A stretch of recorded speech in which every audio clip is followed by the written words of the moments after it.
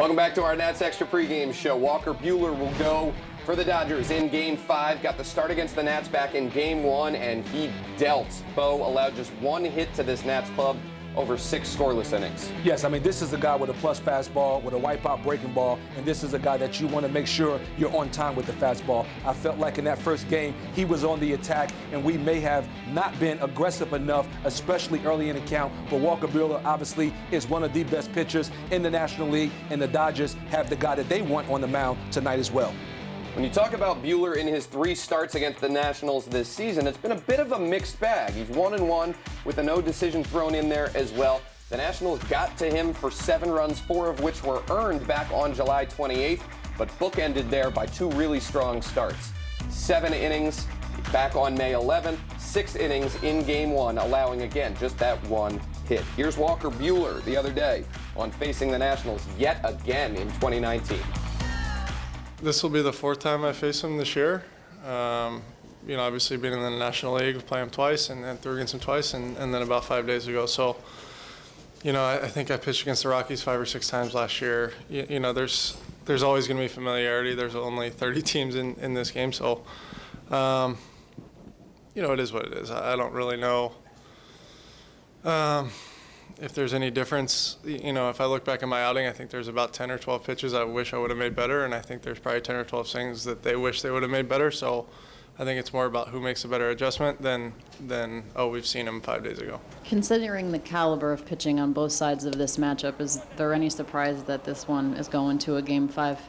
I don't think so. I think when you look at it, obviously the other 2 teams left in the National League are pretty good, but I think you would say starting rotation-wise, these are the 2 best. So, I don't think it's super surprising. Not super surprising for us either, Walker. All right, so Bo, let's do a deep dive now on this guy that the Nationals have already seen 3 times this season. They're getting a 4th look at him in Game 5 out in Los Angeles. And when we talk about Walker Buehler, you want to talk about seeing him early in the count. That's something that you mentioned going into Game 1, and we've got numbers to break down just how effective or lack thereof in terms of effectiveness Walker Buehler has been early in counts. So overall, opposing batters hit just 223 off of him this season. That was 9th best in the National League among starting pitching. But on the first pitch of at-bats, guys are hitting 387 off of him. On at-bats that go 2 or fewer pitches, they're hitting 347.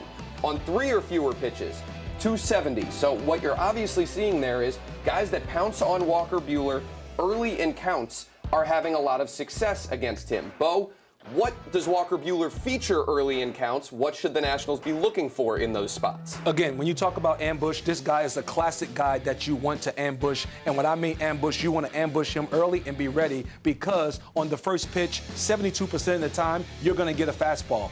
And if you don't get a fastball the first pitch, or if he falls behind in the count, 65% of the time, you're going to get a fastball if he's behind in the count. So if you're the Washington Nationals, something we did not do the first time we faced him, or the last time we faced him, we took way too many fastballs early in the count and did not take advantage of the fact that we behind in the count, we were going to get a fastball. That's a 1-0 fastball. Here's another 1-0 fastball for a called strike. Again, because it's an explosive fastball, you got to be ready to hit the moment you get in the batter's box. When Walker Buehler gets on the mound, he wants to get ahead. He wants to get ahead fast. And if you allow him to get ahead with that fastball, you're now going to find yourself chasing that slider late in the count, and you're not going to be able to barrel it up, because if you're looking for the slider, it's impossible to catch up with 97 or 98.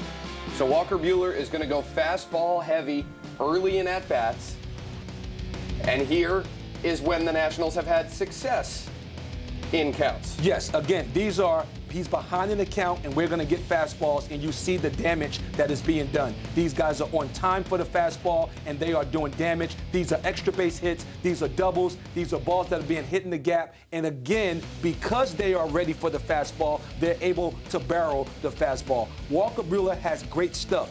But unlike Steven Strasburg, I believe that he's not going to make an adjustment. I believe that he's going to come and he's going to do the same thing he did the last outing. He believes in his fastball, and he's going to say, here it is, big boys, let's go. Let's take a look at some numbers now on the Nationals in terms of first pitch fastballs this season. So this is the approach that Bo says they want to have.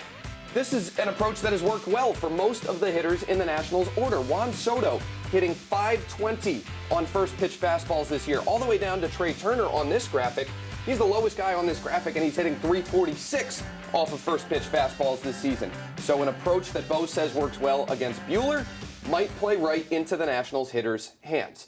So, Bo, we know we're going to see Walker Buehler to start the game for the Dodgers. We also know that Clayton Kershaw is on regular rest and will be waiting out there in this Dodgers bullpen. Do you think when he gets the ball, and you have to imagine that he will at some point, the Nationals' approach against him should be the same? Or should it be what you were talking about against Kershaw and Ryu when the Nationals faced them earlier in the series in terms of trying to see them up the middle the other way? Well, with Kershaw, you're going to get the cutter. He's going to try to come in on the inner third of the plate. Again, when you talk about Kershaw, you want to lay off that top of the zone fastball because he likes to throw that top of the zone fastball so that he can get to his breaking ball. You want to make sure with Kershaw also that you make him come into the strike zone. He gets so much done because he gets guys to chase. You want to make sure you zone him in and make sure that you're ready for that fastball as well.